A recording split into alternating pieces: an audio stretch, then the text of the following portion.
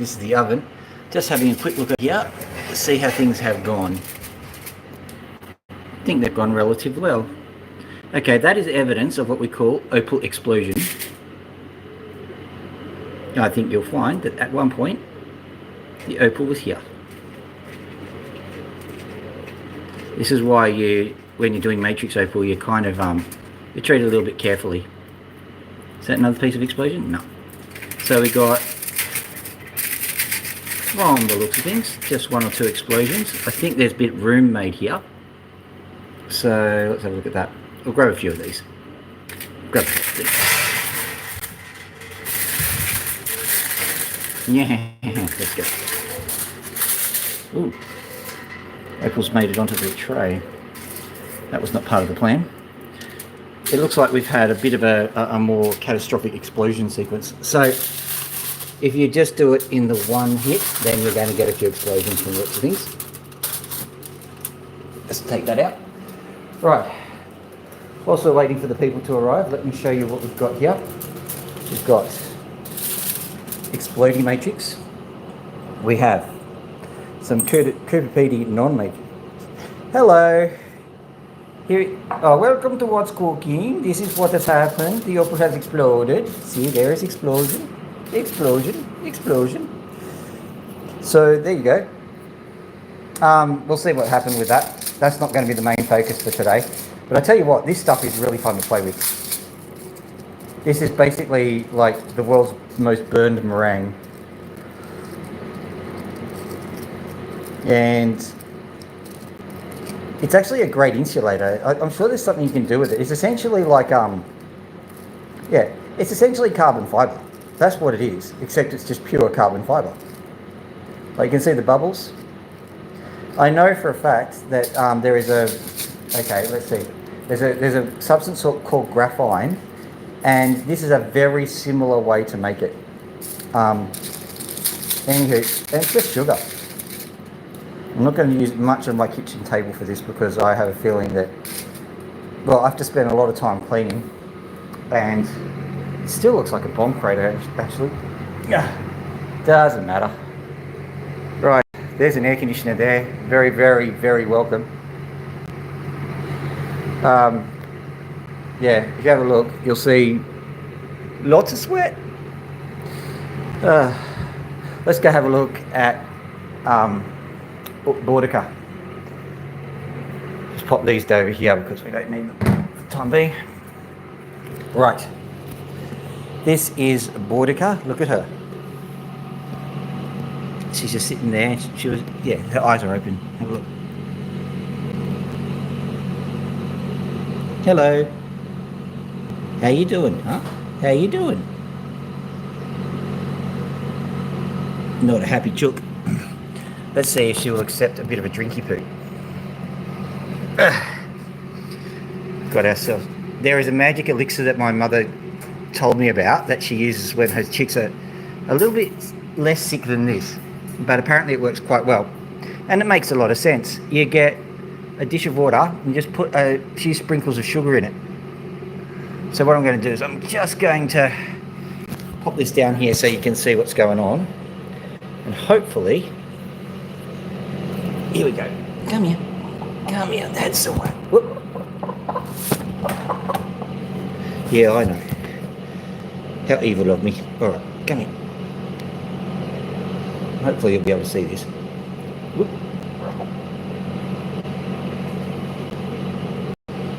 There we go. Come on. It looks horrible, but she's starting to protest. There we go. Come on. Nice little drinky poo. You need a drinky poo. Good girl. Good girl. Good girl. There you go. Drink, drink, drink, drink, drink. Drink, drink, drink, drink, drink. Drink, drink, drink. I'm just going to bring her head up because there's a fine line between drinking and drowning with these guys. I'm not seeing her throat moving. Come on. There it is. Good girl. Come on.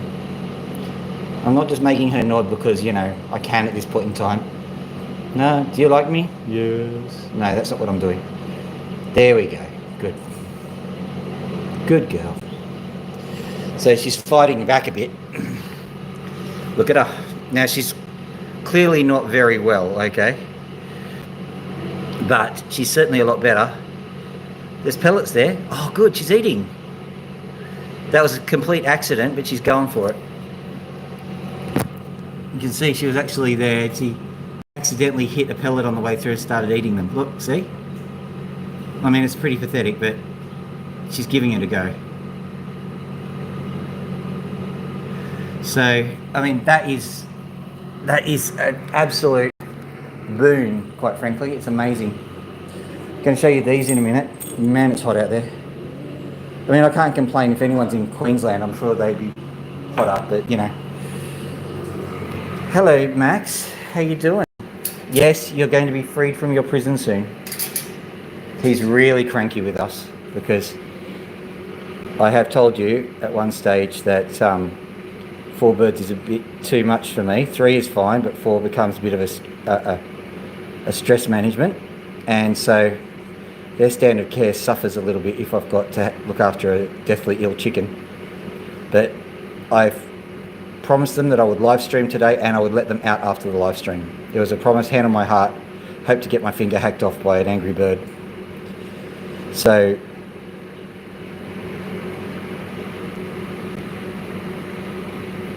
$22? Okay, it could be 100% humidity and 5 degrees. You don't know because like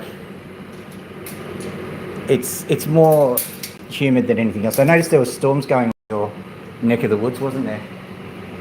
What's going on here? I just noticed something on the floor. May as well deal with it now.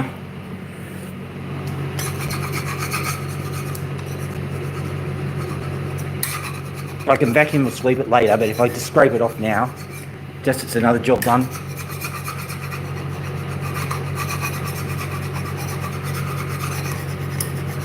I'll wipe that with a cloth and that'll get most of it off. Viewership drops as bird poo scraping happens. What a surprise. Okay, look what I've got here.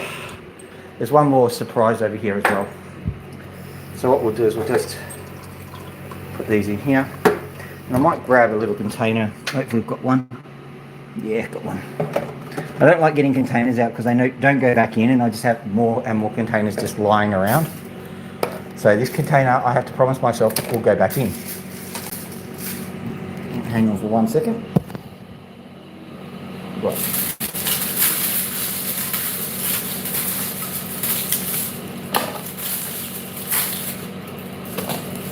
Another exploded opal here. Okay, so just so you know, a lot of these opals did explode with that very, very short method. And that does not surprise me, but if you were going to get, say, some, pay $500 to $1,000 for some animica matrix and then cook them the way I cooked them, you are going to cry because a lot of them will explode. And specifically, the ones which actually are worth cutting will explode because it's the water going in and then the opal itself getting heat shocked and then the water expanding, forcing the opal apart. So, it would be a tragedy of multiple proportions. Anyway, that's that done. Might put a bit of water in there too.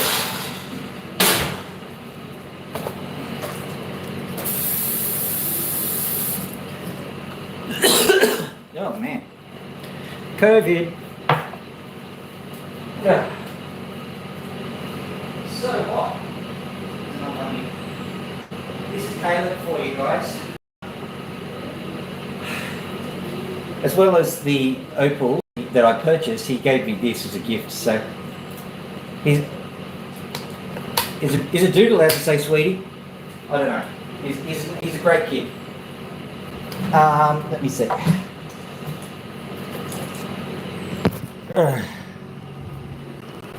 Yeah. Bird flu. Yeah, and I presume you're talking about opal expansion? Yeah. I forgot something, didn't I? So, in preparation... okay, hang on for 1 second. Observe the storm.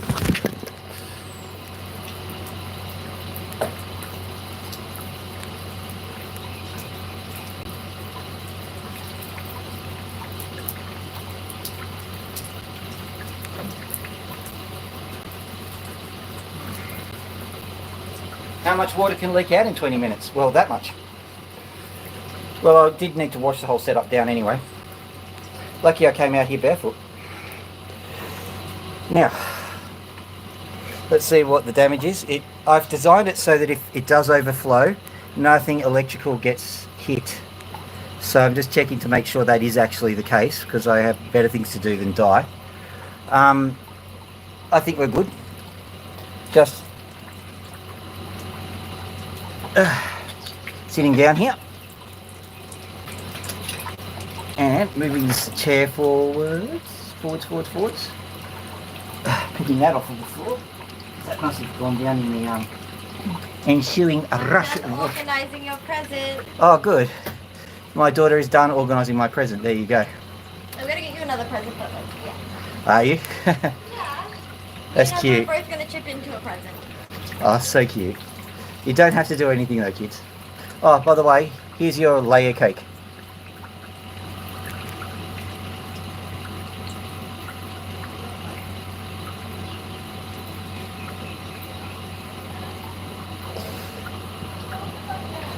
So, it's for those people who are confused, it's not a layer cake, it's an opal.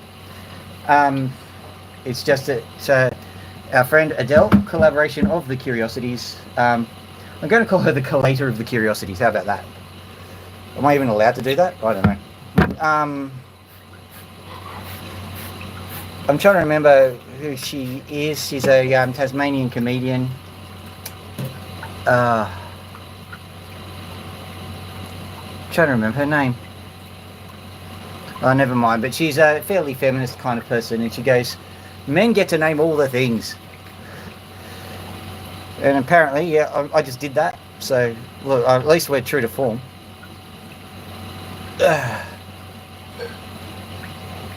What's her name?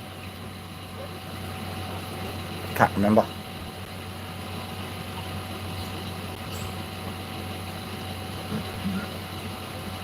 She has a show called Doug. Come on, Phil. Think about it. It's on the tip of my brain. I don't know. She is very funny. She's one of my favourite comedians. I can't remember her name. Gee.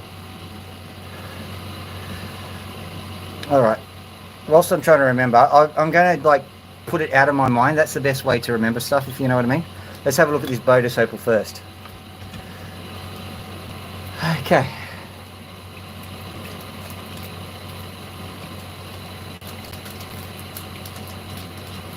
I have a feeling this is going to be the crappiest of the opals because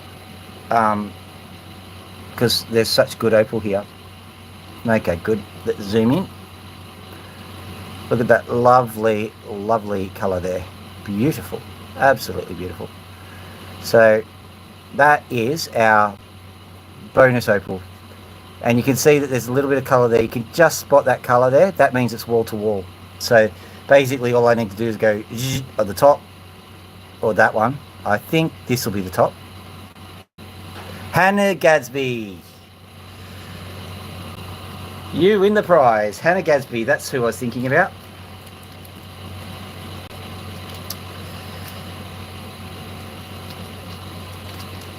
Now let's have a look at these guys. And this is where it gets kind of exciting because I just could not believe what I was seeing. And I'll give you a bit of a walkthrough on these opals because they are hard to kind of identify really. So I've got this one here, look at that. That's pretty obvious what we've got here. I'm not even going to prepare it. Judith Lissy, yeah, I saw her live not about 6 months ago, I think. She's had a hard life. I don't know if I should be slurring people's names, but she's had stuff stolen from her by a previous boyfriend, and from the way she was describing it, I'm going, oh no, it's Mick Malloy. She didn't say any names, so that's just a speculation on my part. But it sounded like it was Mick Malloy, and I'm like, oh no, I like Mick Malloy. So anyway, there was that one.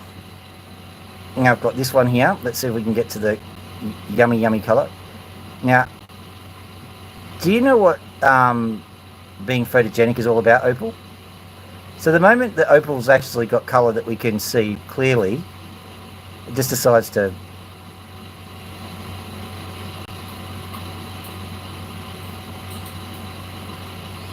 Yeah. Put it this way, he reminds me of a person that I know, and the person that I know was a bit of a rat. So, look, I'm just being judgmental for no reason. Oh, 2 likes, thank you for that, by the way, guys. I could just be being judgmental for no reason, you know, so let's not just put it in the I suspect column, not the we're all going to, like, next time he goes past, quick, let's judge him.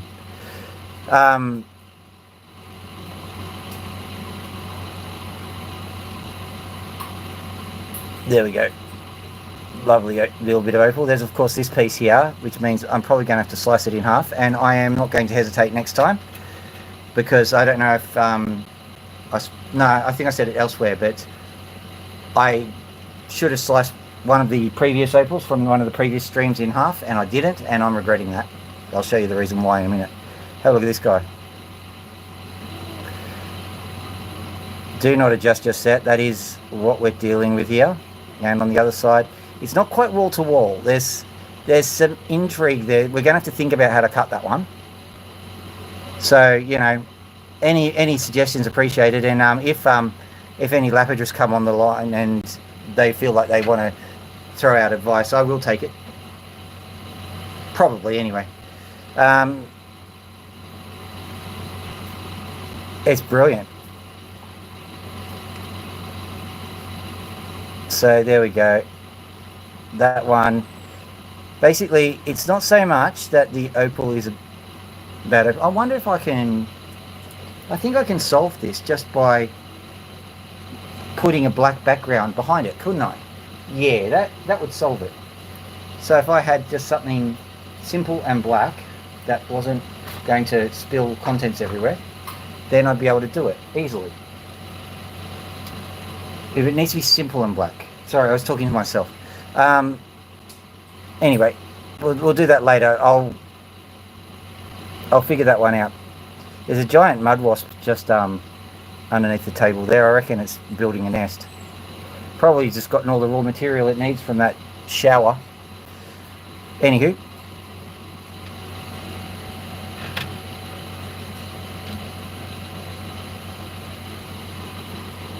So here we go. Oh. Mole crickets. Why do they... Sorry. I'll show you this fella. This is an Australian creature and you'll probably recognise it. It's dead now. That's a mole cricket. Beautiful little things. They exist off leaf litter. They look very creepy, but they're not. They're beautiful. But this one's died, so sorry.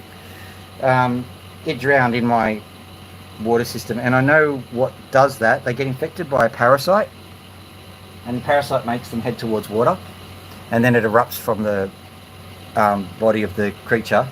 The creature can survive, but usually doesn't. So there's probably a giant weird thing in that opal water now. Remind me not to replenish. Okay, so there's this one too, and it's... I'm going to go and get a little thing that will help with this, because I'm getting sick of this.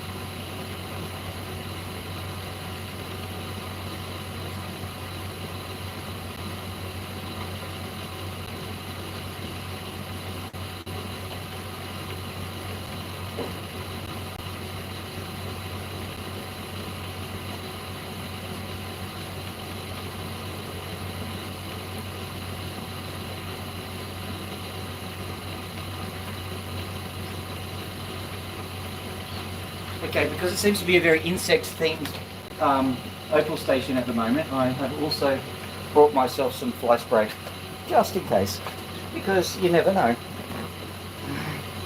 And I will be spraying it under there because I can't have mud wasps there. I feel bad about that because, like, I'm not the sort of person who just likes randomly killing things. You may have noticed. Anyway, that's that done. So what I'm going to do now is just this, and this will just go straight over here. Hopefully that'll just do it. Yeah, nice little piece of black background. There we are. Now let's see if this works. Let's get random rock. Put it in front of said background. There, lovely. Okay, excellent. We have a solution. Alabama! Sweet home Alabama.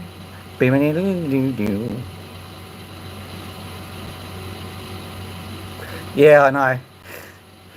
So, don't tell anyone. This was the opal that Dad was cutting, and I cleaned it up a bit, and we can get that out of it. So, I'll make that into a gem for him, I think. But we won't tell him where I got it from. So, let me have a look here. We'll get some of these ones now because we can actually look at them. So here we go. Whoop. You don't want to see how the magic happens. Alright, so this one, you can see all the colours now. Look at that. G'day, mate. Yes, this one's one of yours. So, ladies and gentlemen, say hello to Bailey Opals, or Caleb. I hope you don't mind me calling you by that name. He's the guy who supplied these opals to me, and at a very reasonable price. Just talk to him. Just talk to him, and I know he's got like 4 other packages of these, I think. Not unless, of course, they've all sold. So, there, have a look at that. So, as you can see, this is kind of, I think this is what I'd consider, like if you look at the Weller opals, they have that, what do they call it, the honeycomb pattern. This is a very small top of the honeycomb pattern, giving it a fairy sort of look. So if you kind of go from the side, you get sort of either lines or chips. There's some lines for you. See that? Yeah, so I'm wondering myself whether to go for the lines or the chips or whatever else. This one's just because, I don't know, if you're a lapidary and you've got an opal, you want to show off some reds, and so here we have it. Red on blue, straight away. It looks like a bit of a no-brainer, this guy. It's got a smiley face on it. Love it. Hello, I'm a smiley opal. Behave. I cast a spell on you. Okay, so there you go. Yeah, I know.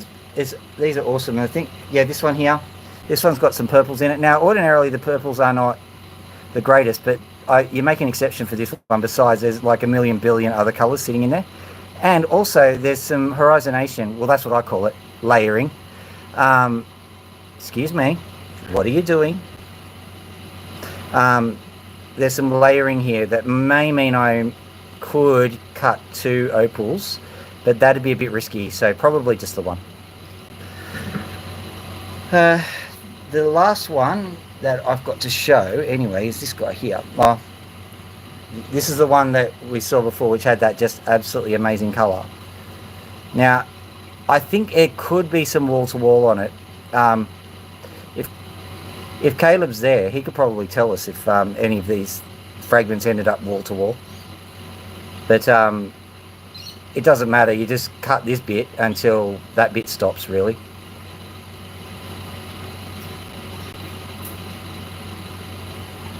Yeah.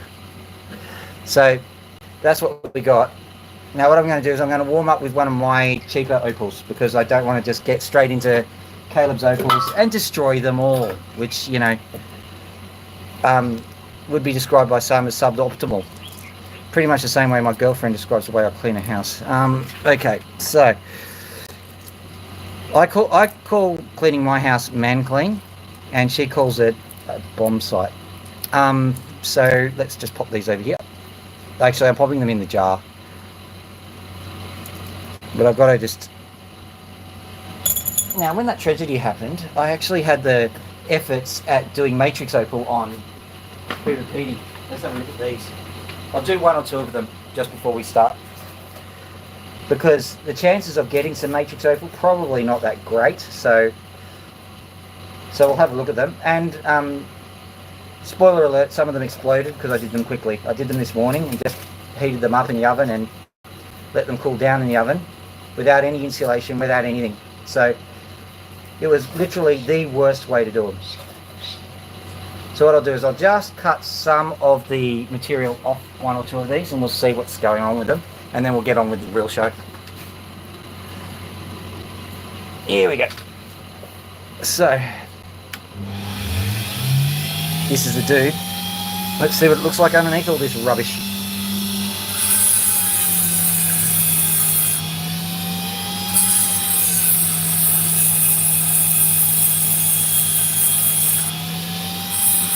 Yeah, these ones are not your opals. You would cry if you knew what I did to them. Because I noticed there was some matrix sitting around, so I was just wondering, is there matrix and colour sitting in the Cooper Petey opals? And they were in some colourless pots.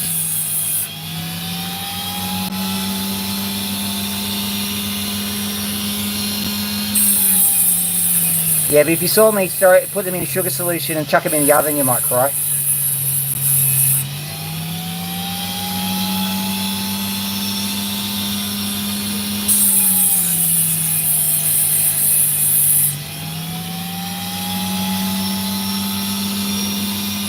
So I've just cut a little bit off it. I'll do the rest later on, but from the looks of things, we're not seeing much, so probably not. Just have a quick look at this one. This is a fragment that actually came off the top.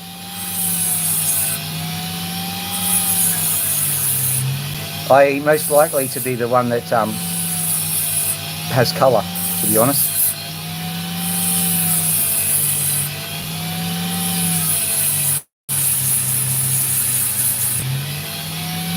Oh, there is that colour? It is, it's colour. So let's see if it actually works, because we need to have it sitting on top of matrix, you see.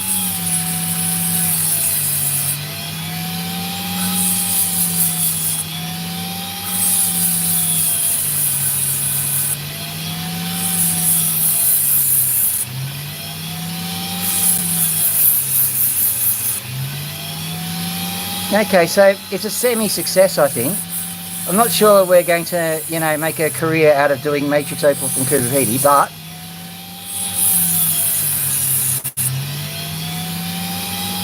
yeah, there is a little bit of colour.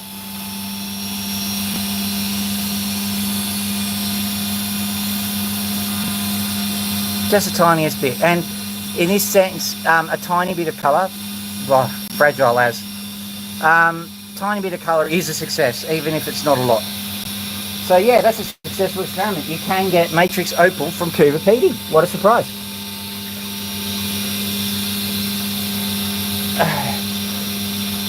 Okay, next one, we'll do this one. This is another Cooper which is not Caleb's. We'll just quickly cut through and try and face it up, and if it faces up well, not if it faces up, if I do a good job of facing it up, because whether it faces up well or not is pretty much down to the opal. If I'm feeling confident with this one, then we'll move straight into the good stuff.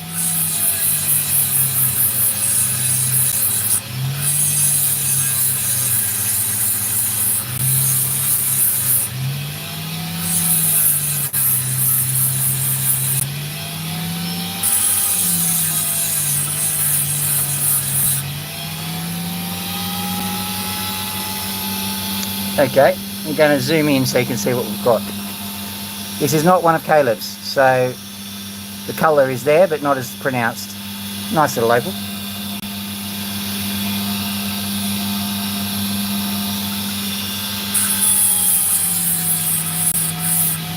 This is one, discovered that Cooper Petey does this a lot. You have to roll them quite substantially. Now I don't think I'm going to get anywhere unless I cut this one in half.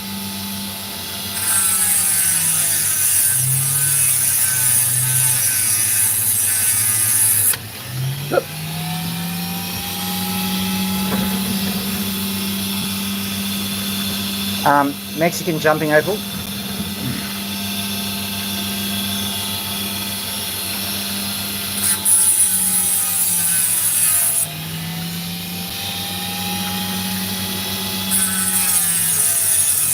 Now the advantage is here is that I can possibly do that one, but I'll roll this one in too, because I think the roll in is the important part. I think that's a bit of the carbon from the previous.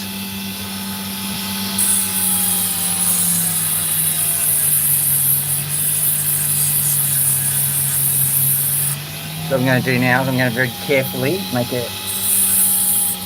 This is a bit concerning to me because that's where most of the colour is. If I can't roll out anymore, then, well, that's it for the opal.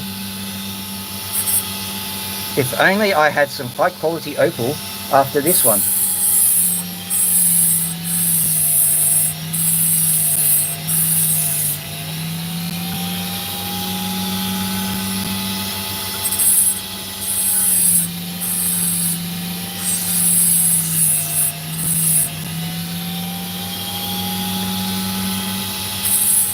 Yeah.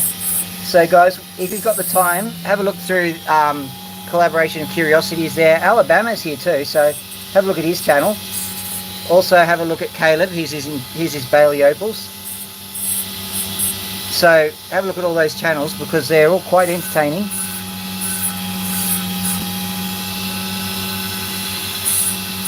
I don't mind you taking time off my channel to do it.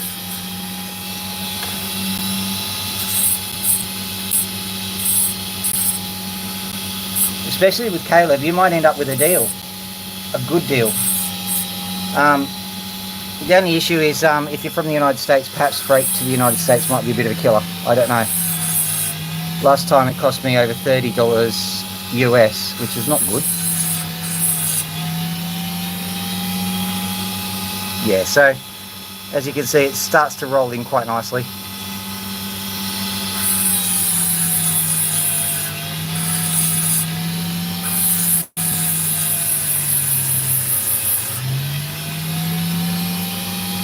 There it comes. Look at that.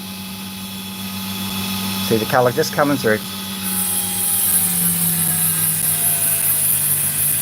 Just so you know, this was a specially prepared opal. Like I looked through a few, thought this one will probably produce a gem, and then I cut around the edges and made sure that I just made everything work right for it.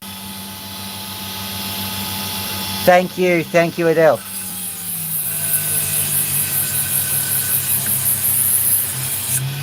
Now to get a working opal from the rough that I've got, I had to work quite hard. It was never marketed as good opal. So to get anything, I'm pretty pleased about that. But Caleb, here's a different story. I don't need to worry about even looking through it. I would happily just pick up a rock at random and go for it. As a matter of fact, that's what I'm about to do.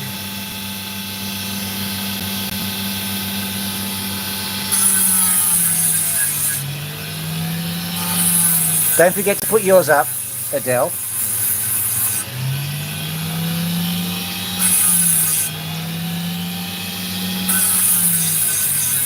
So what I'm doing is I'm just very carefully cleaning down the sides here. And I'm just smoothing down the edges because Caleb's opals are like butter. They don't have a lot of the troubles that many of the Cooper Pedy stones have. But at the same time, I know that it's a possibility, so you treat them with a bit of respect.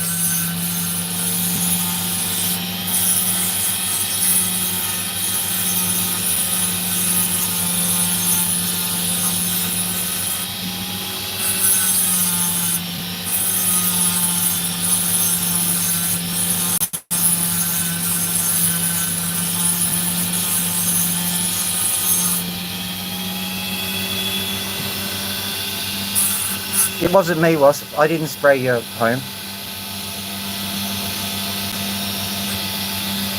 He's going off to find the guilty party.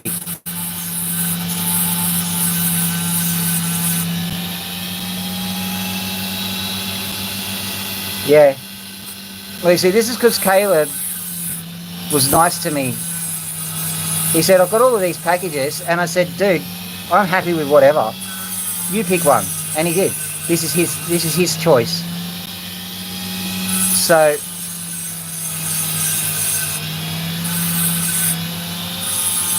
what I'm doing here, these ones, you get fairy opal on one side, and then if you cut it right, you get like giant, almost mosaic kind of patterns.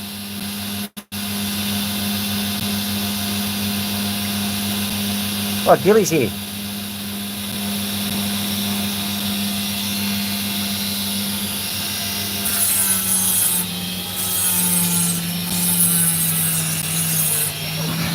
Now what I'm doing is I'm having a look. There's a piece of colour here. So what I might do, I'm just looking at where the opal. Okay. There's a defect there. There's a chunk of sand there. There's something there. What that tells me is that that's actually a line of sand that's going through here. So I'll cut along that imagined line of sand. That'll give me probably 3 opals to cut, because I am reasonably certain that this section will snap as I cut it. So there's also what we call there's horizonation. You can see it just going across there. So I'm just looking at it. Before I do that, before I commit myself, I will just carve this in. Carve this bit in, because it might be more sensible to go along the horizon.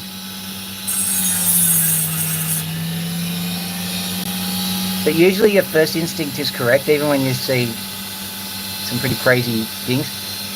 Is that just a fluke that it does that, or is it? No, I can see a crack there. So it's a vertical crack which goes up that direction. So yeah, what I might have to do, so I'll just carve in along there still.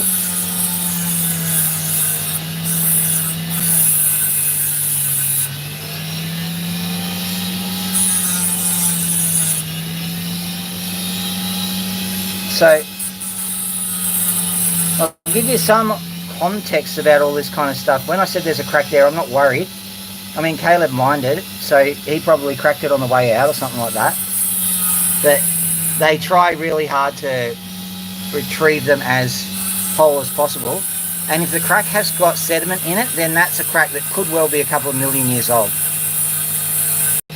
So you can't really blame the miner for it. Not that you would anyway. My attitude is just give me the opal.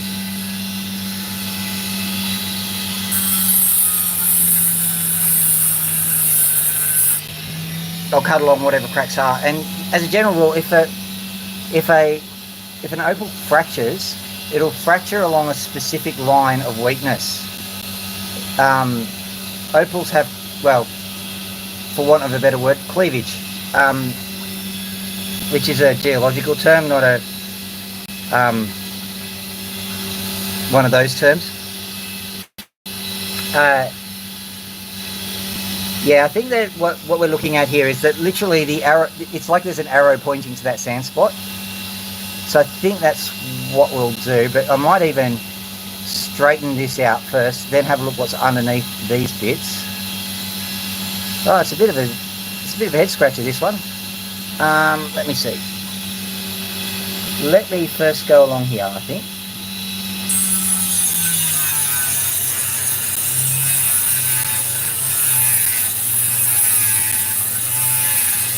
I'm just hedging my bets that I might be able to get a level plane here. And if I don't, then that tiny little fragment that's coming off near my thumb, that'll make a little pointer, which is, you know, okay. Or 2 pointers if it shatters as I cut it.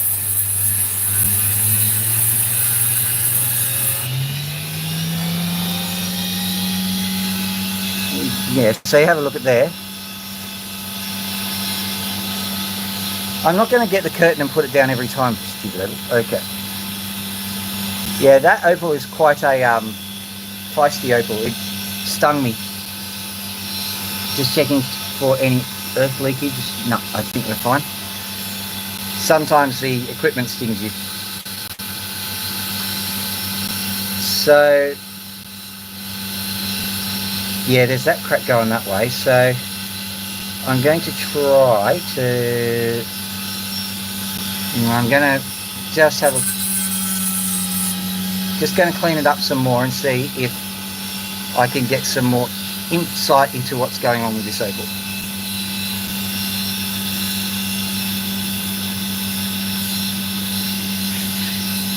Okay, so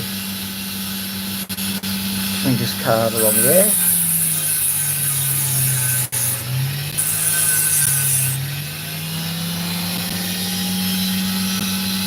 It's not giving up its secrets easily.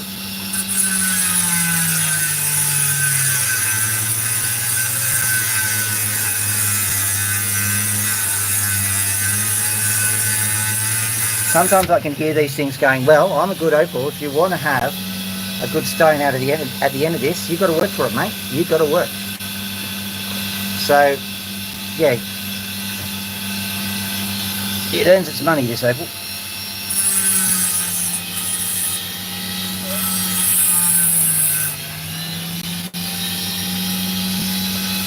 Right, so just along here.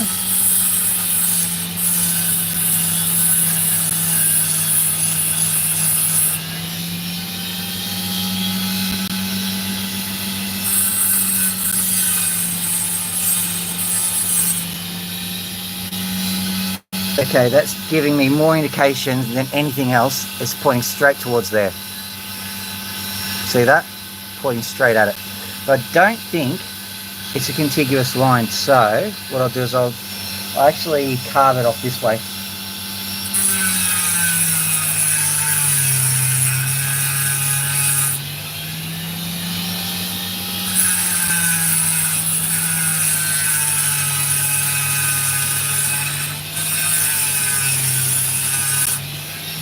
I'm just doing it in circles this time around to try and preserve the opal, because I know it will shatter as you cut it.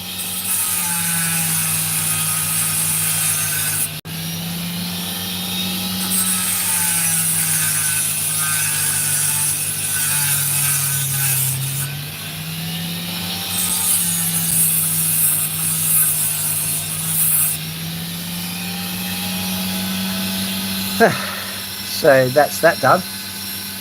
So I'll do is I'll just delay the inevitable a bit more by just carving this face in a bit. What I'm thinking is, if I'm canny enough, I might be able to cut along, I'll call it the line of scrimmage. I'll cut along this line, and hopefully, yeah, that's what I'm going to do. Hopefully if I cut far enough along this line, I'll go through that one. Just making sure that that's clean there. Yeah, so if I cut along there, might be able to get ourselves another nice stone through that defect. As a matter of fact, what I'll do is I'll cut it straighter than I ordinarily would. So cut it like this.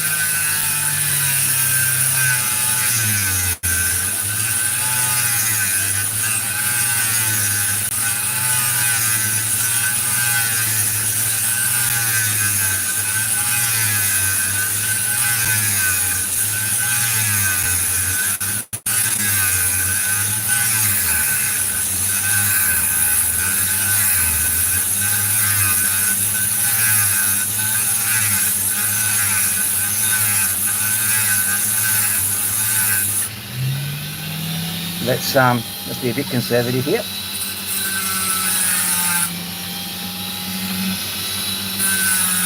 Try not to have too deep a crevice sitting on the face. Good. There we go. So what can we do with this? Early in the morning, hooray up to risers, hooray up to risers, hooray up to risers, early in the morning. And have a look at that piece of defect. It's got lovely colour in it. That's our defect, ladies and gentlemen. That's our defect. And the cool thing about it is that we've got this piece which we might be able to use as a backing. But I'll cut according to the defects, not according to the backing at the moment. And then we'll straighten it all out later, I think. What's going on here? Hang on a sec.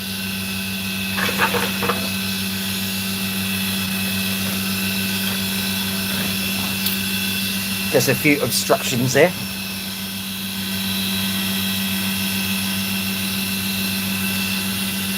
Oh, it can be intuitive though, I suppose. Yeah, I don't think I can actually. I'm going to have to cut this off at this level because I think that's what it's doing. What I'm going to do also is I'm going to check on the other facets so that we don't go too far. Yeah, see that? So we have to slightly adjust the approach on this facet.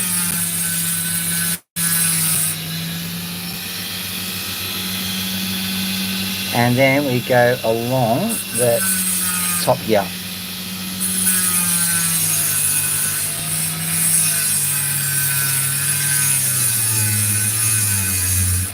Because that's all good opal there. And then we just go along this section here.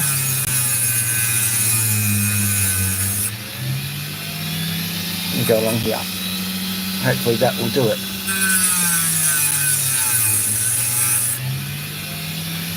Oh, bit of a dog's breakfast there. Come on.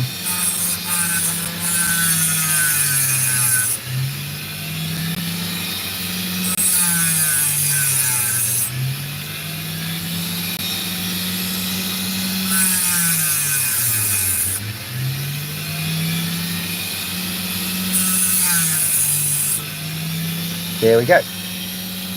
So that's that piece off. I would have liked to have kept that because it's nice and coloured backing, but can't have everything.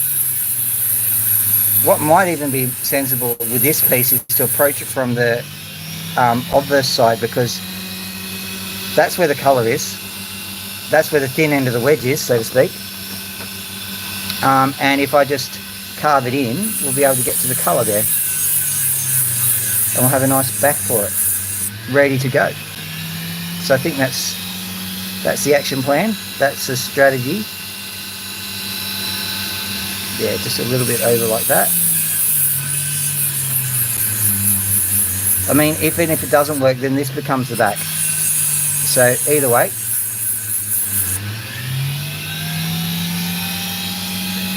Okay, so that's as far as we can go there. How far can we go here? We can go in a bit further. Look. Come on. You can do this.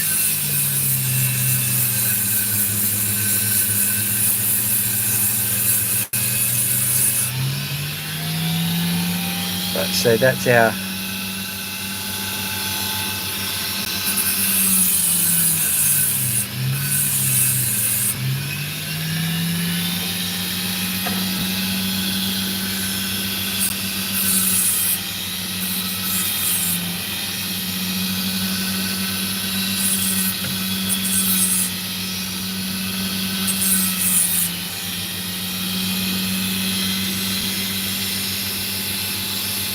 okay, so cut along there.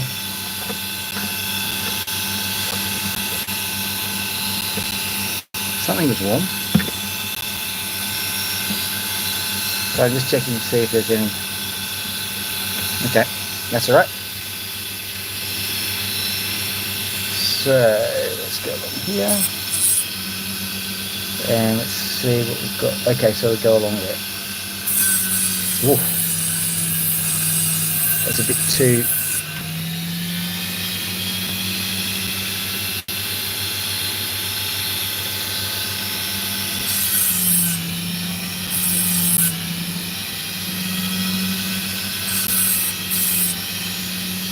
Finally got ourselves to a situation where I can kind of reliably figure out the facing of the opal.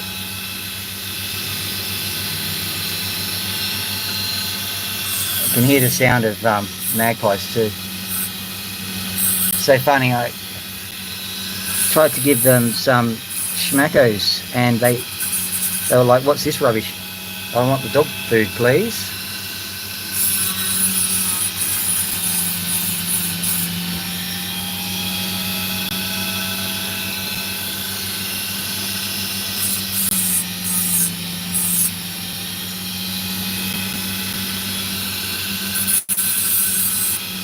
Told them the bin chickens and the currawongs wouldn't be so picky. Right. There we go. So just kind of smooth this off a bit.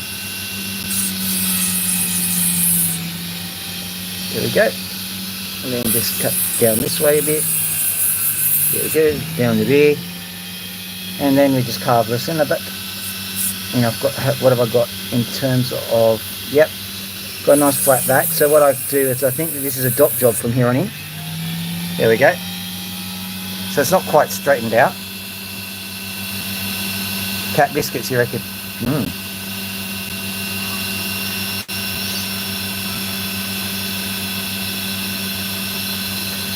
Yeah, I saw him dremeling it, and he uses one of these blades, a smaller version. I only just got this one. It's a bigger version. That makes sense, I suppose. But it has its advantages, and he also uses he uses a sintered tip. And there's a guy by the name of Roy from Roy's Rocks who also cuts opals, and he's been cutting opals I think for longer than me, so I have no right to say what way is better, but Opal Guy is using the best of both worlds from the looks of things. Also, Cockatoo Birdman Bill actually makes a specific machine for opal cutting, which uses a slightly larger blade than this, a bit more powerful.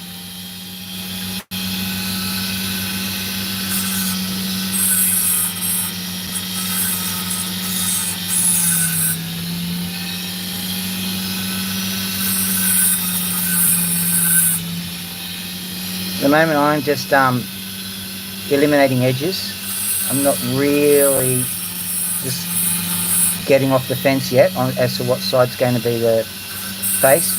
This is always the problem with Caleb's opals. You think you faced it up right, and then there's another shinier face.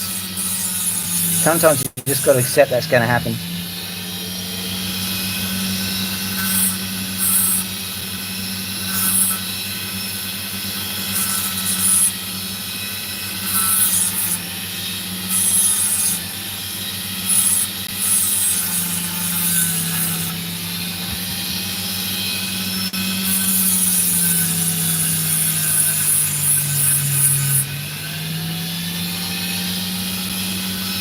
Okay, so this area here has got absolutely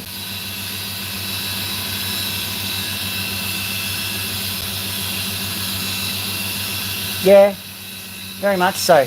Although I think that getting a fish tank, loading it up with fish, watching them all die and go bugger it, and chucking the fish out the front of your lawn is not the right way to do fish keeping. Having said that, it's a good way to acquire a lot of fish tanks. I think that one of the things that is a similarity here is that you got to be persistent, and you've got to actually act with a bit of you've got to be deliberate, know what you're doing, ask people, that kind of thing, or be prepared to just be prepared to wing it for a long time and wing it without very good results. Yeah, around my area, people they go to Kmart or wherever, they buy a fish tank, or they buy those AR-50s, if you know what they are. They're a beautiful self-contained fish tank, very similar to the tank that I've got actually setting up this opal rig in. I think this is one of the AR series, but people think, oh, it's a nice fish tank, it's got a nice light in it, it'll all be okay. No, that's not how it works.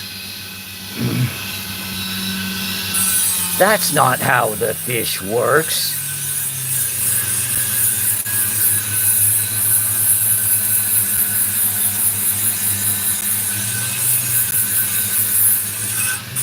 I was actually talking about fish keeping at that point.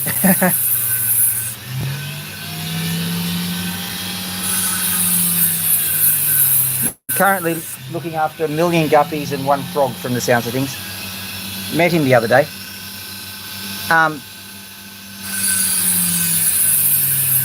The guppies are no trouble. They're a hardy fish to start with. All I do is I throw a heater into the pond in the winter time. That stops them from freezing to death, and they're ready to go next spring.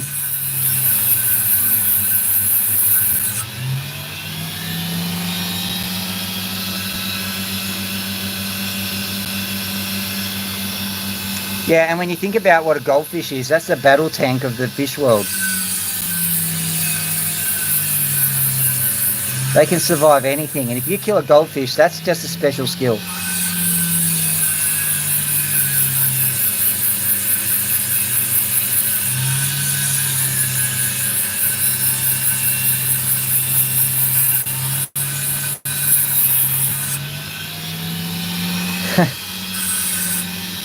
It's probably she.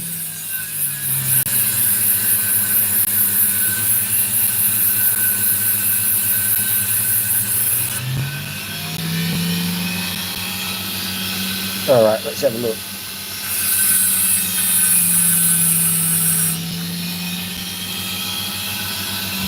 Hang on for 1 second.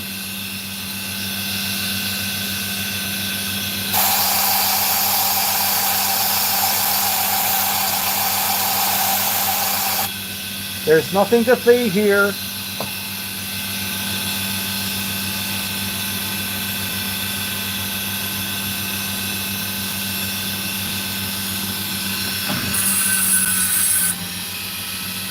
Yeah. Well, that's right. I think that we've got, once again, it's a different way to do it. Basically, I put one fish in and let it fend for itself. Don't feed it very much and gradually feed it more, and then overfeed it a bit so that the food is cycling the tank as well as the fish. Because I think the fish gut bacteria does something to the tank. I don't know. Also, leaf litter in the substrate. And I do less water changes than most as well. Because I'm thinking, if you've just made yourself a bacterial filter, you're not going to change it out. Leave the algae in if I can.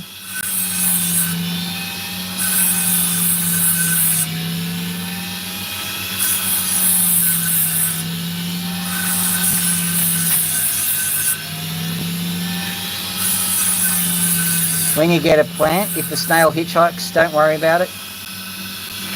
A snail bloom is more indicative of bad fish tank conditions than it is about the fact you've got a particular species of snail.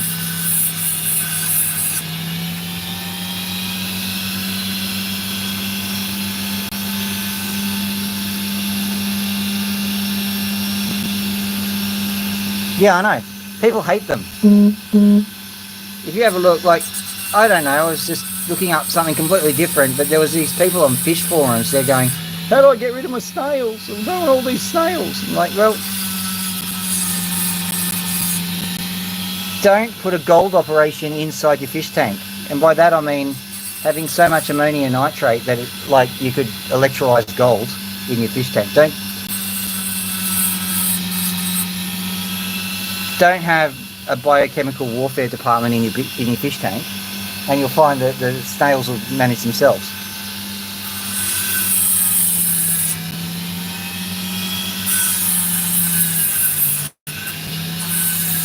Now I'm playing an interesting game of grinding chicken, I suppose is what you would call it, because as you can see it's a bit wedge shaped, and as I grind away this back we get more and more, we get closer to the colour of the opal, and I'm wondering how far I can go before I have to stop. The further up I go, the wider the opal's going to be, which is going to be good. What I'm doing now is I'm just carving around the edges so that I've got a slight advantage in surface area. Do the equations, pi r squared.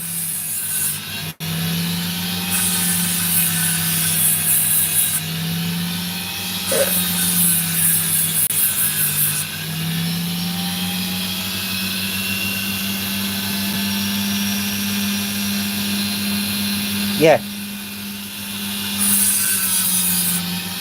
That's right. If you've got an algal bloom, just let it bloom. That'll help with your nitrates.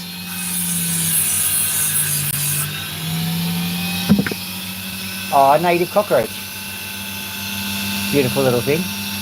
I'm not going to show it to you because people are like, icky. But native cockroaches, they eat leaf litter.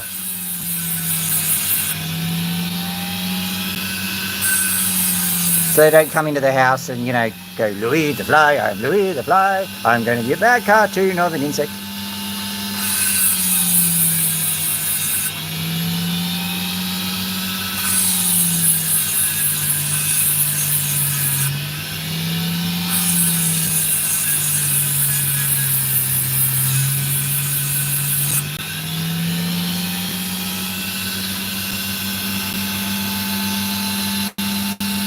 Oh, okay.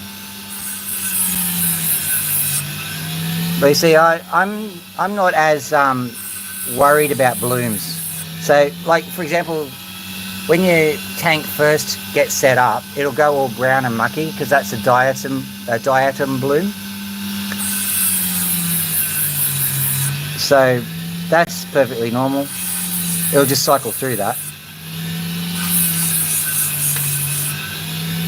Oh,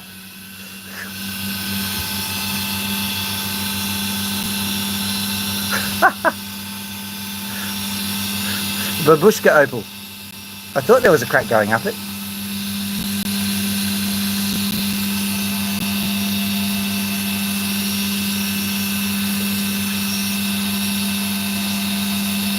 Well, it seems like the entire world's here to see me. What's this guy? It's not a whitetail, it's a jumping spider. But it's a really weird one. Show you this guy. He looks like a whitetail, he's not. Not that whitetails are actually dangerous. Where is he? Oh, he's going into hiding. You can't hide from me. I'm trying to find him now. There he is. He's not like. By the way, that's a bush cockroach, just so you know. Whoop. That won't hurt. Oh, he's back. Hang on. Where is he? There he is. Got him.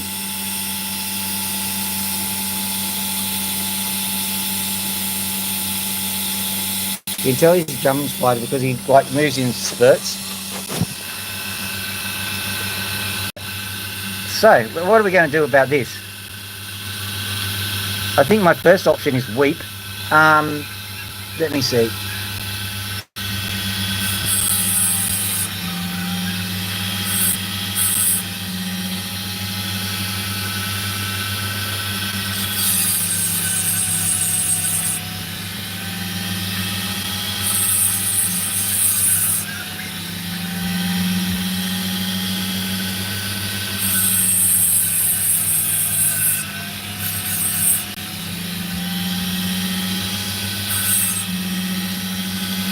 Okay, so what I'm doing here, something a little bit interesting. I have kept that fracture as best I can. Yeah, so I've actually kept the fracture on there. So hopefully that will actually contribute to a nice clean edge on the opal.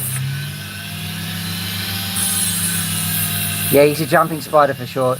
I could see him planting his guide web and then jumping around and reeling himself back.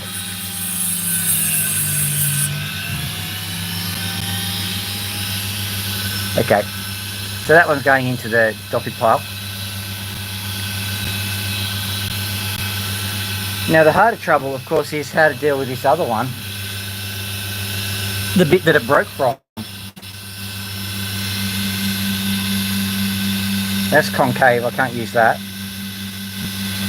Do you reckon, okay, I'll cut this bit off here and then turn it into a drop. That sounds like a plan. Alright.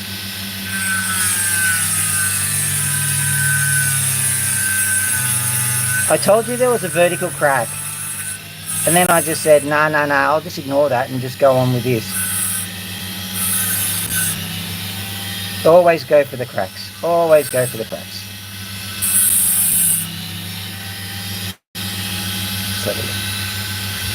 So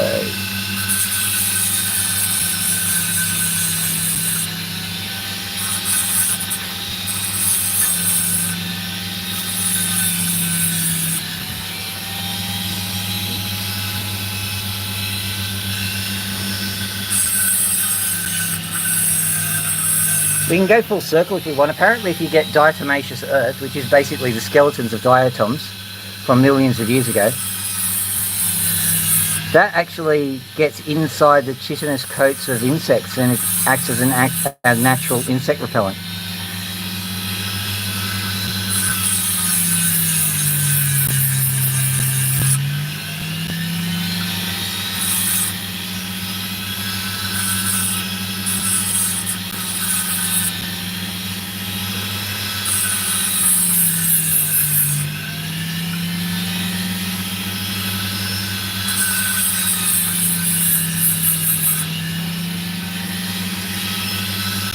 I did say I was going to turn it into a drop, didn't I? I didn't. I turned it into Star Destroyer? I don't know. Dun dun dun dun dun the opal, dun the opal. Dun dun dun dun dun the opal, dun the opal. Oh wow, I've got 8 likes. Thank you guys.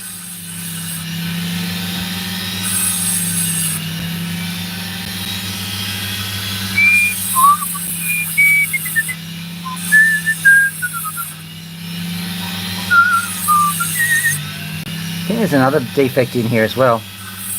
Just keep an eye on that.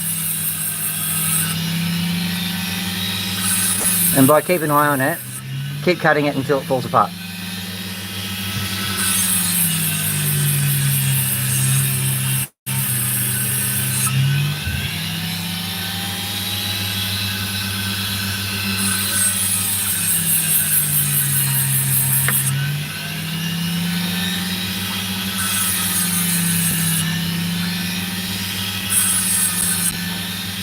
Was it you who told me that? Maybe it was.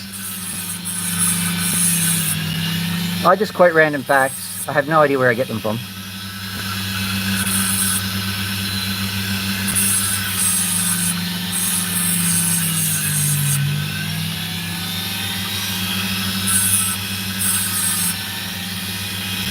You better have told me the truth then. Can't have me lying to people through you.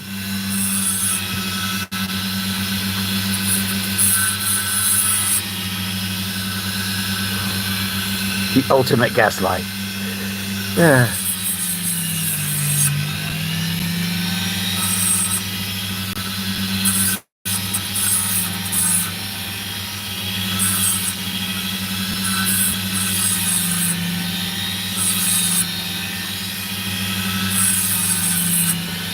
Right, I'm going to flatten this guy out at the base here. Get it dot ready because I think that I can do more good now. This thing, it was going to be 4 or 5 carats. It decided to drop its guts.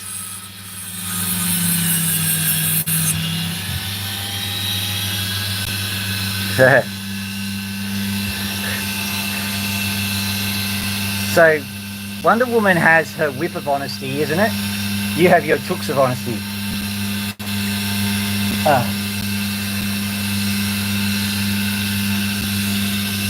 All right, I feel especially let's do this one. Let's find out. How long have I gone for? 109. Wow.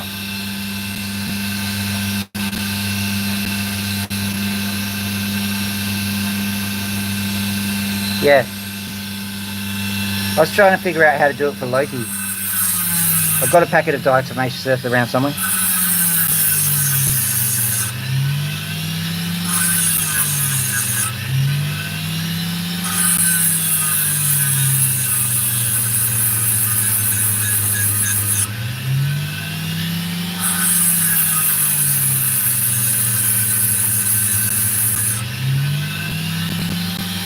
Right.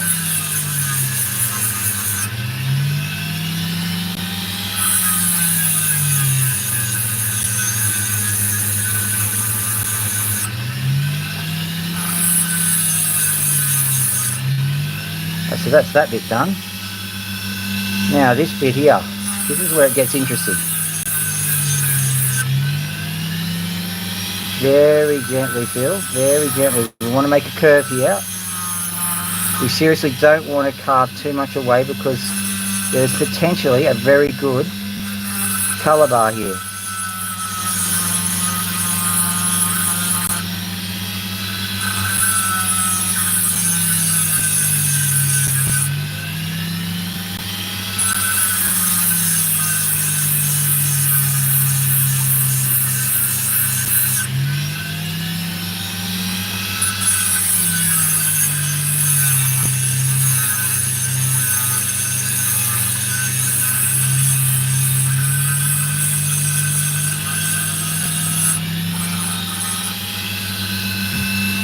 So what happens here? And what happens if I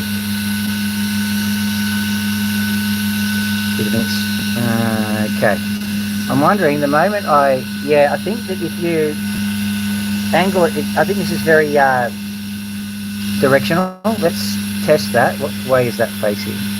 It's going down here a bit. So let's try just do that. What happens? Let's roll this in and out.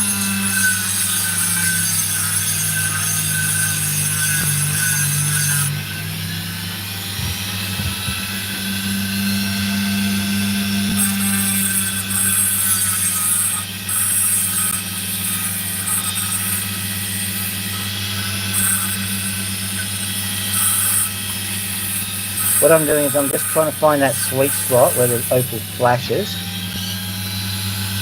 just like rolling it a bit. It could be that the opal has actually come off, popped off where, could be the opal's just popped off where the colour bar used to be. You can see that there's actually a chunk of sand, or what used to be sand there, so it is possible.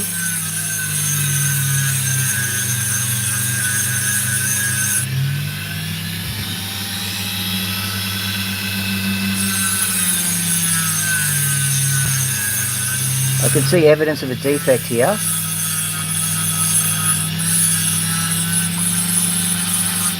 Yeah, it seems okay. I know the story now, at least. So, if we have a look in here, let's examine this. Can you see that little piece of sand / defect that comes all the way up to here, right? And you'll see that there's actually some nice opal just sitting on the top of that. So basically, what's causing the crack is also causing the nice opal in this instance. So what we do is we adopt a stoic approach. We say, nah, it's okay. If it wasn't for this crack here, then we wouldn't have the nice opal. So I'm going to cut along the crack, and we are going to be happy no matter what happens, alright? That's the way to live it. So here we go.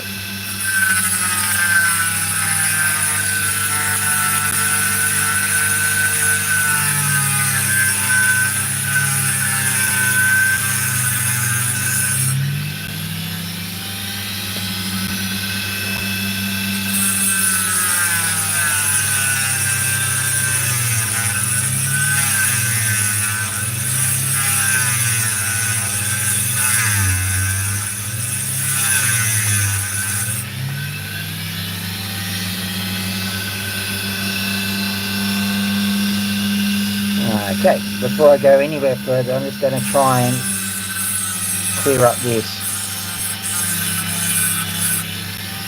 Because there's a colour bar here, but it's also perilously close to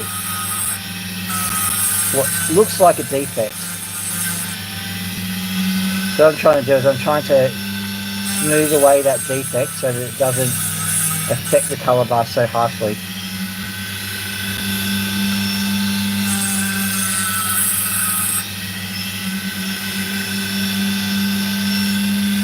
It's always a game of compromise.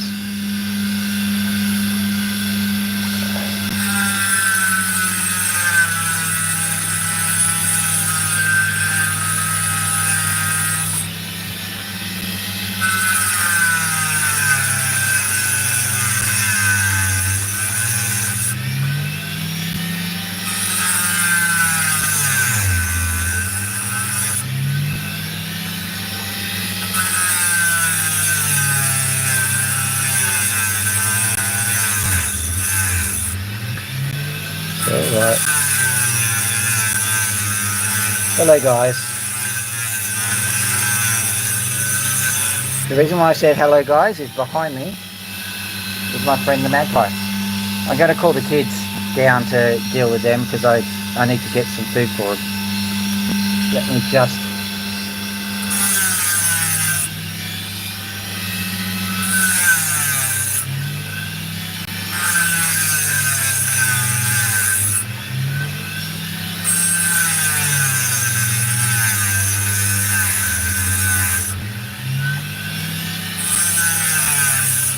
Now, the intervening period between live streams, I have actually mowed the lawn, just so you know. So I'm going to put the camera around.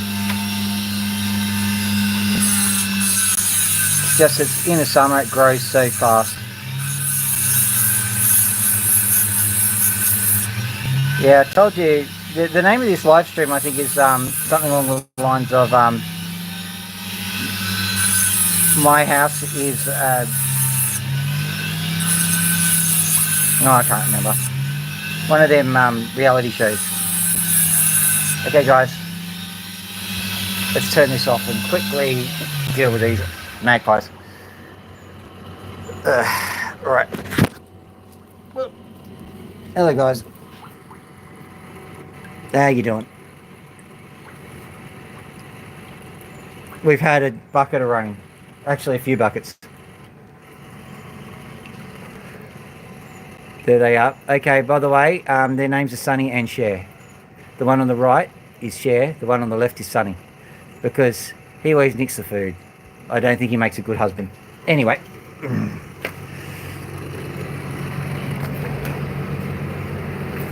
Right, let's see what we can find in the way of treats. Is there sugar in this? What?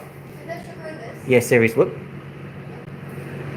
Okay, one of my kids is feeding the chicken whilst we're here. The magpie's out there, by the way, Dale.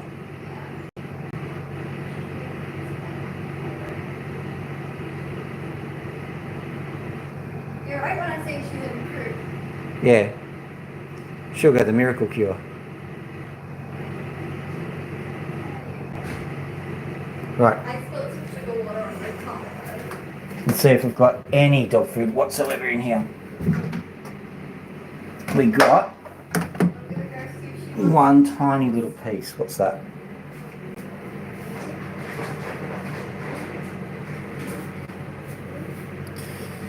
Yeah. See, the thing is that it's this really weird. Well, you know, because you've had chickens, right? It's a weird mix of if you do it the wrong way, you drown them. If you don't do it, they don't get anything to drink. So I'm just looking around to see if I can spot any.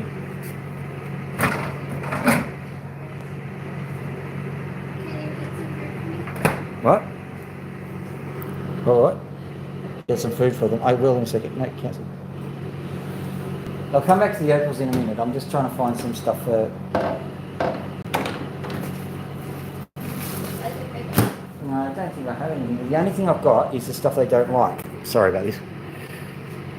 I'll get some pellets for them. It's better for them than the freaking dog food, but you will see much protest. Here you go. Oh, you're feeding them, are you? That's all right. You do that. Okay. Let's see. They're not going to like this.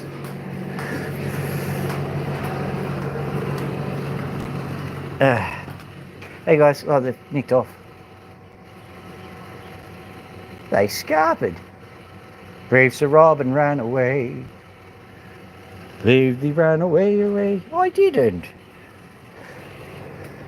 In danger with its ugly head, he bravely turned around and fled. Okay.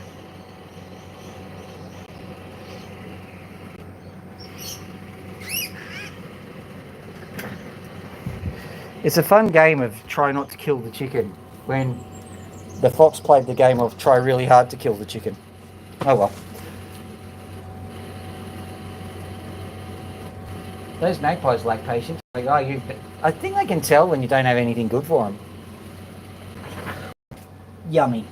Not good. That's an interesting one. I'll cut that later. Just found it on the ground. Alright, so let's get back to what we were doing. Where is what we were doing? It is over here. Is that the piece? No, I think it was the other piece. Where's the other piece? There it is. Right. So it just got interesting. Let me show you this. So we have, let's zoom in. We have this piece here, right? Lovely piece. Turn it around. Look what we have here. Ooh. So what I'm going to do is I'm going to carve in on this side and see where they meet up.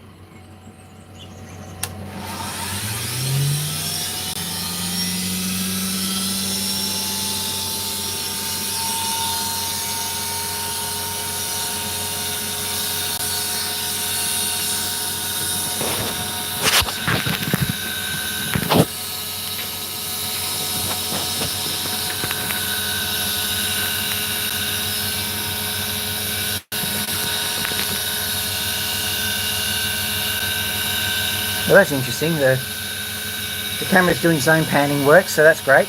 Apparently, I've hired a great director.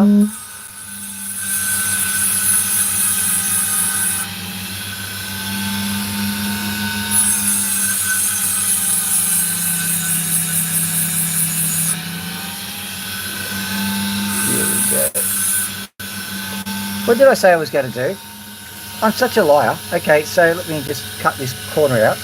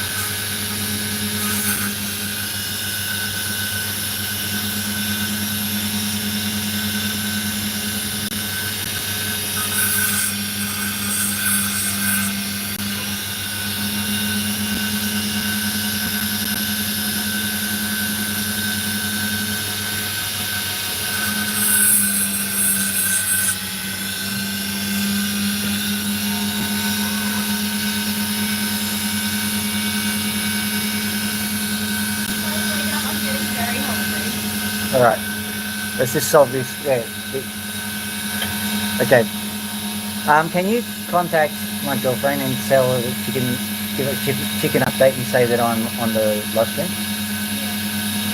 I know you are. I get it. I'll sort it in a little while.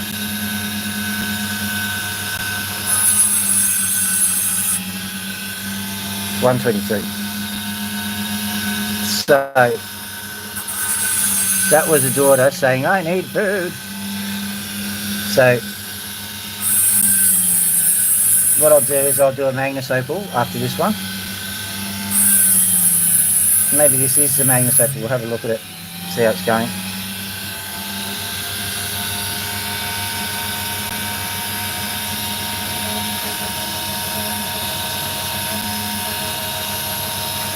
There we go.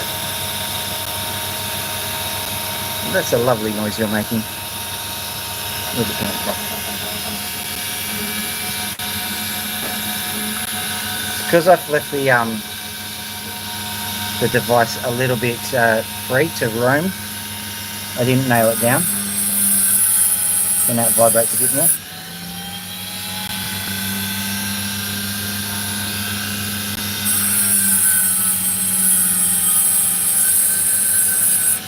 It was because I realised that I could actually get access to it a lot easier, and didn't seem to affect the performance of the machine.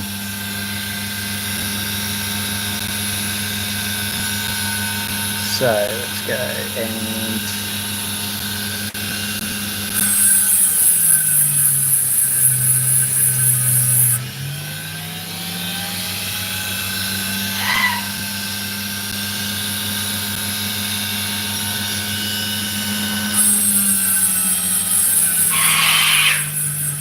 oh, everyone's a critic.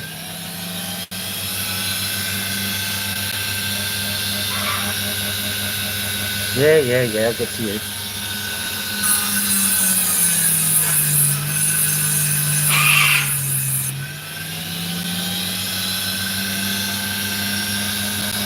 The life of a single parent. Everyone wants you.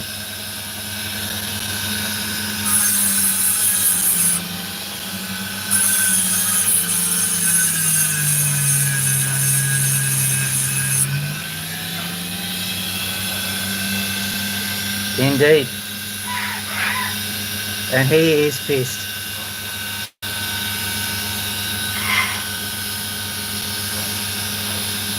He's making dog noises. Don't know where he got them from. I don't have a dog. Well, not until recently, and it's not my dog.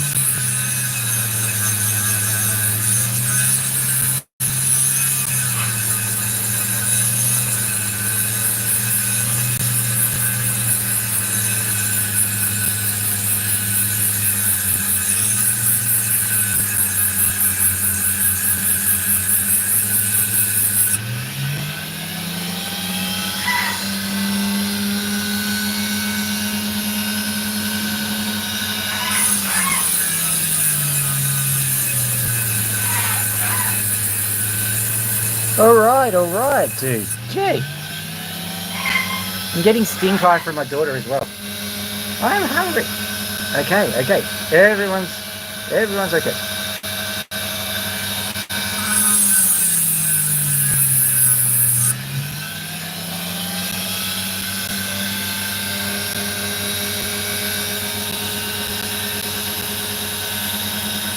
Yeah.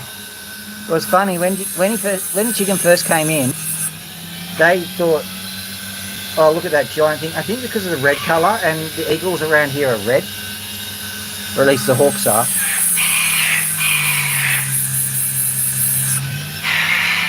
The moment she was in there, like she was like splattered out on the ground, half dead, and like the cockatoos were like, that thing's going to kill us all.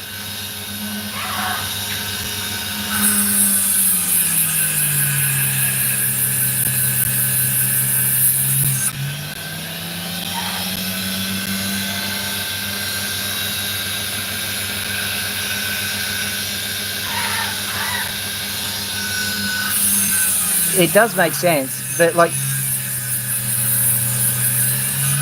that bird just wasn't going anywhere. It wasn't.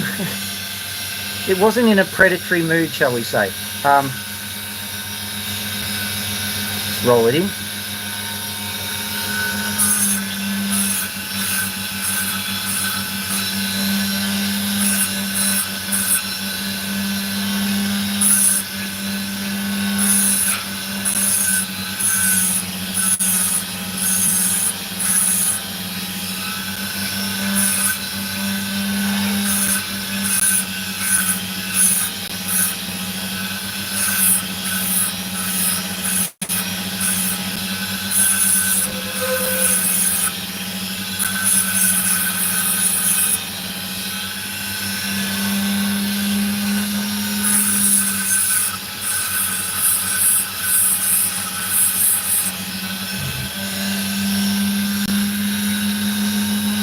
Please face. Okay, so here's my problem.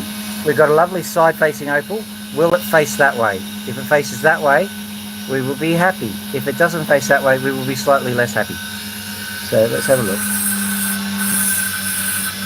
Trying to roll it on. Ever so gently. What will it do? Come, you know you want to.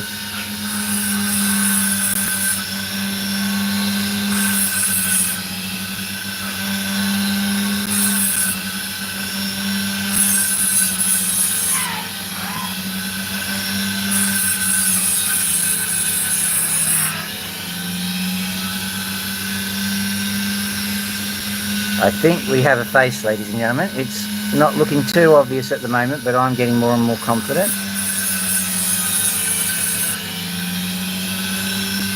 That's why I took slightly larger swipes.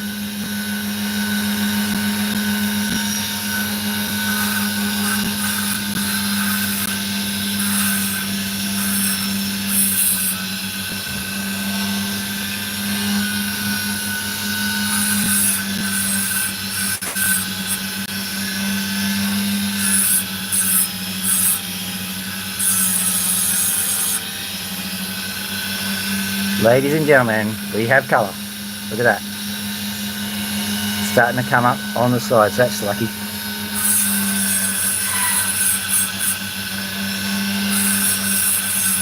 Very thankful we got that.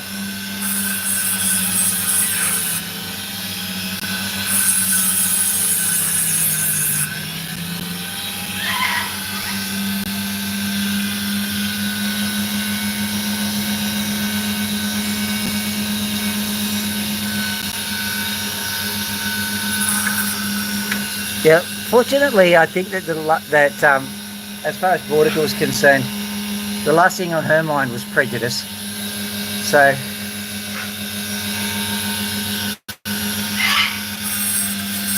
what may well have been the last thing on her mind. You know.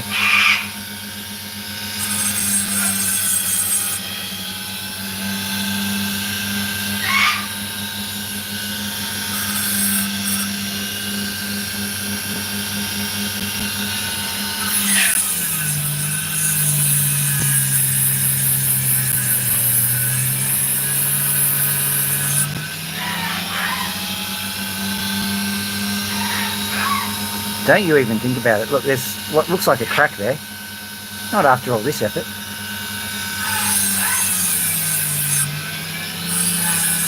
Let's go and see if that crack continues all the way up. You're going to have to just do a little bit of investigation.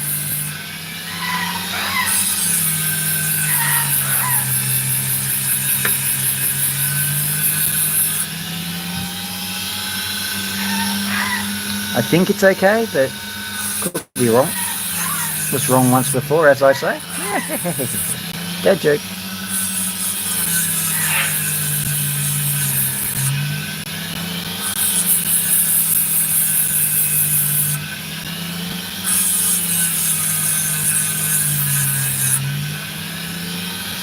There we go. Right.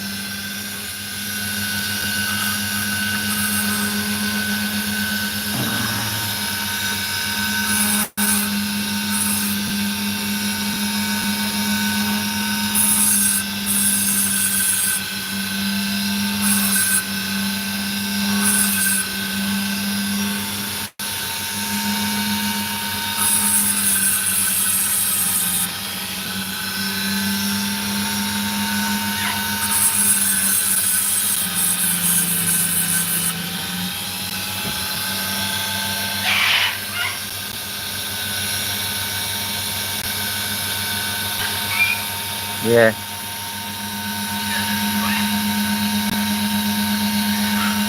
Look at that. If I could only just get the inside bit working.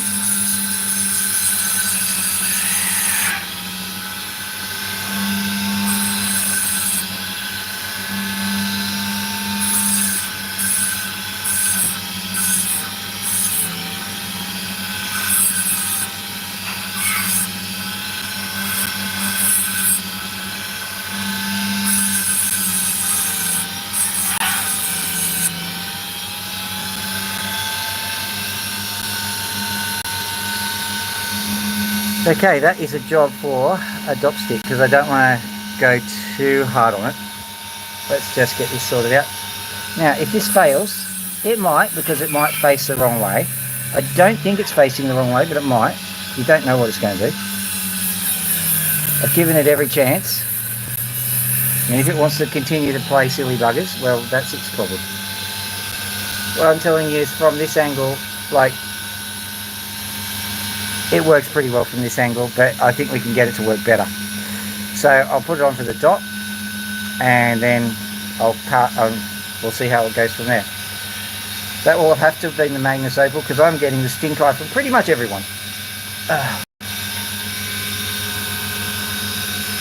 Okay. Off with the water, off with that, and off with my head apparently. Here we go. Yoink.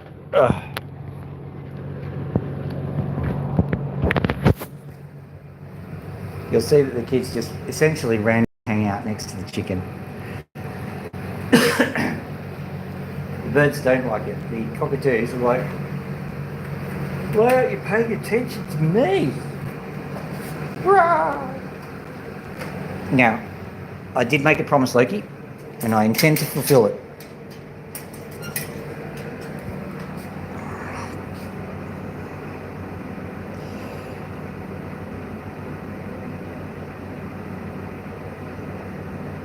There we go. Nice little scratchy bash. There you are.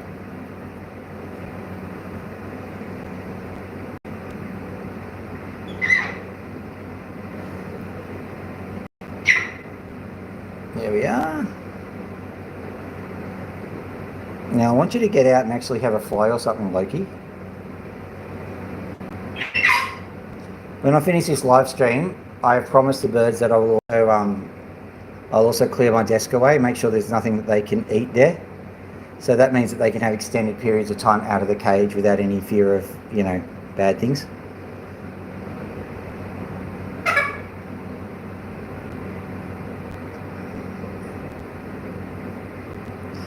Now what I heard was last night, apparently, I'm sorry. Okay, that was my fault, sorry.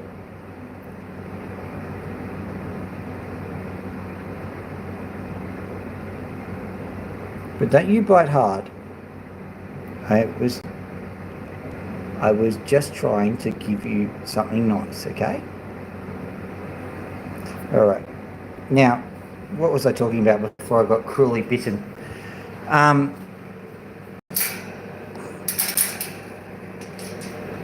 Yes, you may. Yeah, you may. It's all good. Pardon me. Tired. Sorry, I've been up all night with a sick chicken. What I will do, however, whoa, everyone's a critic. I'm going to go close this cage door because the last thing I want to do is find out that Max has eaten her.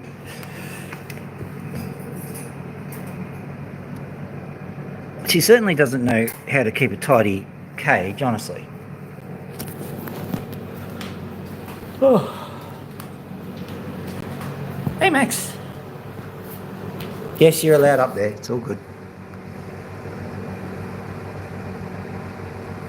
Yeah.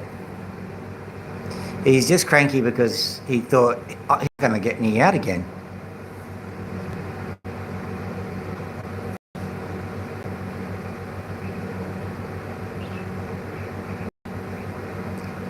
He's a bit less cranky now. Famous last words, don't you think?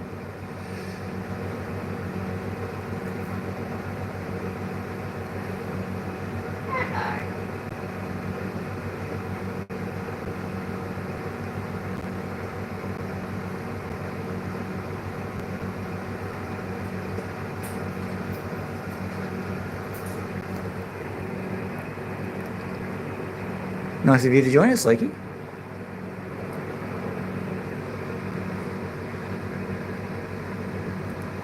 They're both sick of the attention imbalance.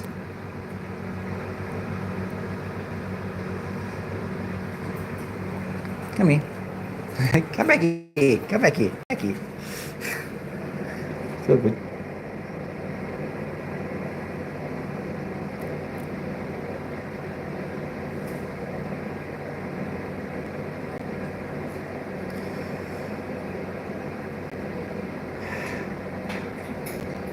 Well, it has been what we call in the trade a stinker. Hasn't it, Max? But you won't let me spray you down, will you? Yeah, they can talk. This one learnt to say hello off Loki. So technically Max can't talk at all. Let's see if we can get it happening. I've got an interesting piece of incentive for them.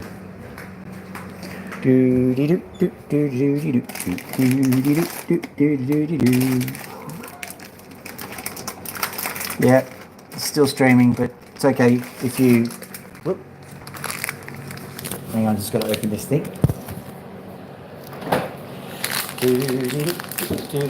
Yeah, Loki's poking her head out of the cage. Just a look.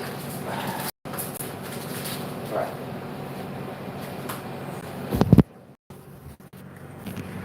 So what I can do is I can get her to speak. Command. So, Loki. Good bird. See that?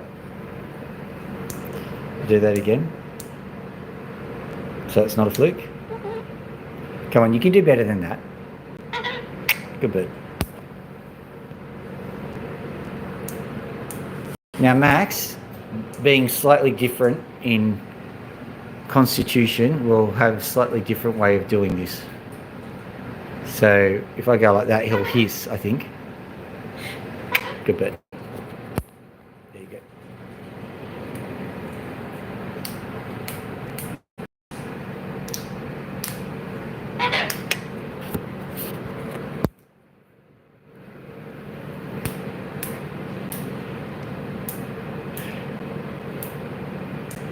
Do you want to show them your trickery? Do you want to step up?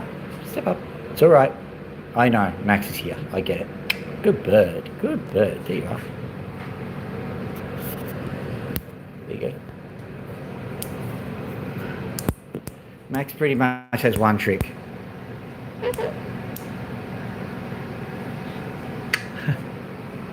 That was the most pathetic. Hello, Max.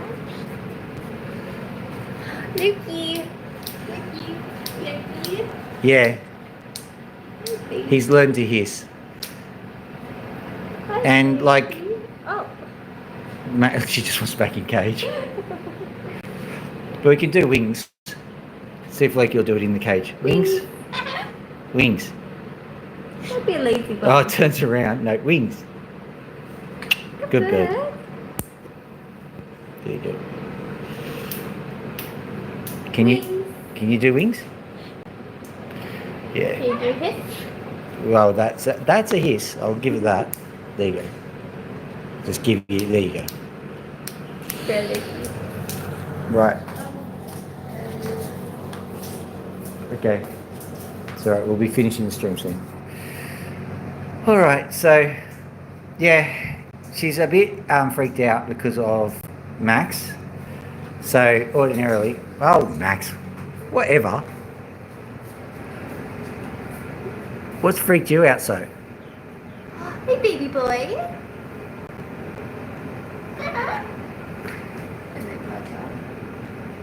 Yeah.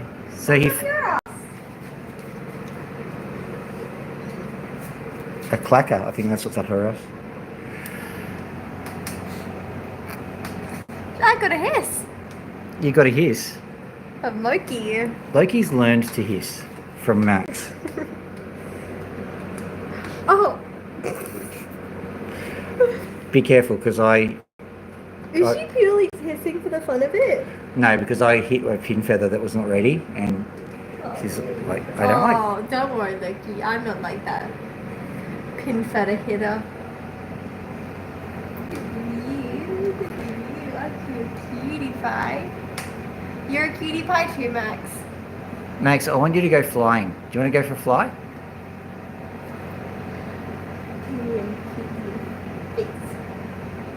What, Loki? Oh, yeah, on her feathers. Yeah, fair enough. Oh, did they see me kissing my bird? No, she said, because I was talking about the pin feathers, and I'm like, oh, hang on. Oh, yeah, I get it. All right. I changed the caging on all of them. Come in. Hang on, I'll just flip this around. All right. Come here. Come here, baby. Here. There we go. Hello. Here you go, pigeon.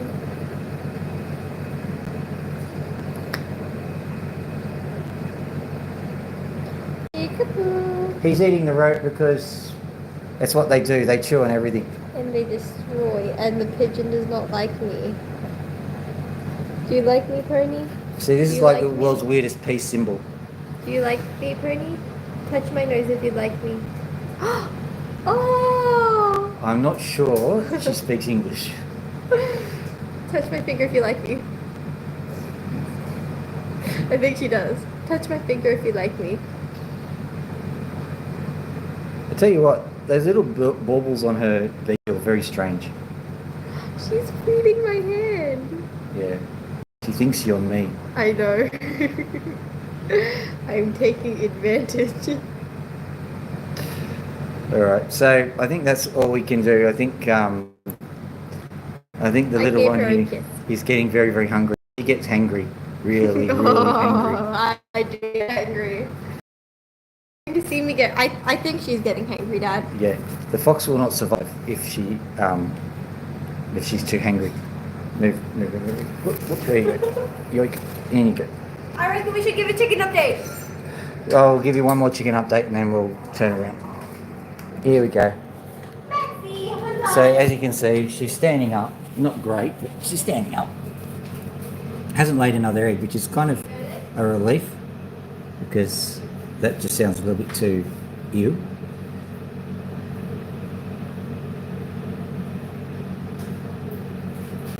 That's not a bad idea. It has been quiet until recently, until the birds decided to raise a bit of hell. So, it's like the curtains have been closed. It's been nice and dark, and like this is her equivalent of up and about at the moment. Yeah, I know. It's just because she can't keep her head up. I did a few calculations, and I found out, just for curiosity's sake, a bird has less blood volume than a human per kilo of bird to kilo of human, and they can afford less to lose blood, and that makes a lot of sense. The other thing is that they grow blood cells a lot faster than we do, and she's gaining blood at a rate of 5% a day. So in the last 2 days she's gotten herself another 10%, and that sugar has worked wonders on her.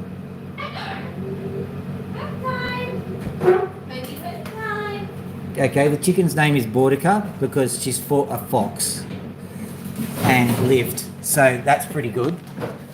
That's why she's so sick. She's when I found her, she was more than half dead.